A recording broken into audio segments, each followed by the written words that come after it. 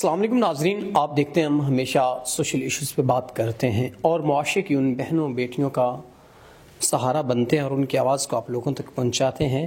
تو آج ایک ایسی بہن ہمارے ساتھ موجود ہے جو اپنے معاملات زندگی اور ضروریات زندگی دونوں سے تنگ ہے، کافی مشکل حالات میں اپنی زندگی کو اسے چلا پا رہی ہیں۔ تو آئیے ان کے معاملات، ان کی زبانی جان لیتے ہیں۔ السلام علیکم۔ وعلیکم السلام۔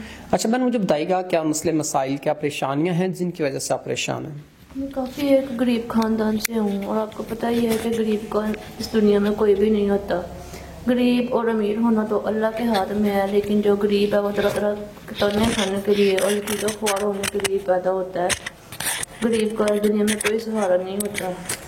تو غریب امیر تو اللہ کے ہاتھ میں ہے، لیکن امیر یا غریب ہونا ضروری نہیں ہے۔ انسان کے لیے عزت ہونا ضروری ہے۔ عزت ہے تو انسان کو سب کچھ ہی مل جاتا ہے۔ عزت ہے تو معاشرے میں انسان کی پہچان ہے۔ عزت کے علاوہ اور کچھ نہیں مل سکتا، کیونکہ عزت بنانا پڑتی ہے معاشرے میں۔ غریب ہونا یا امیر ہونا وہ تو اللہ کے ہاتھ میں ہی ہے۔ غریبی امیری اللہ نے بنائی ہوئی ہے، یہ انسان کے ہاتھ میں نہیں ہے۔ اور جیسا کہ آپ جانتے ہی ہیں کہ غریب جو ہوتا ہے انسان اس کو ذل و خواری کرتا ہے اور غریب کا کوئی سہارا نہیں بنتا۔ غریب کو ہر کوئی لوگ تانے دیتے ہیں اور غریب کا معاشرے میں کوئی عزت نہیں ہے اور نہ ہی کوئی عزت بنانا چاہتا ہے غریب کی، نہ ہی کوئی سمجھتا ہی ہے۔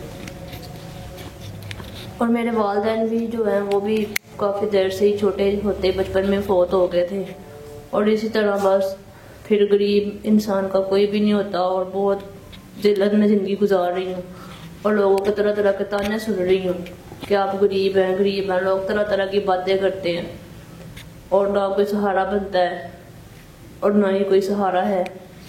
اب یہی سوچا ہے کہ اپنے آپ کی زندگی گزارنے کے لیے آگے کوئی اپنی زندگی کا سہارا سوچوں اور اپنی زندگی کے گزارے کے لیے کوئی انسان کو ڈھونڈوں۔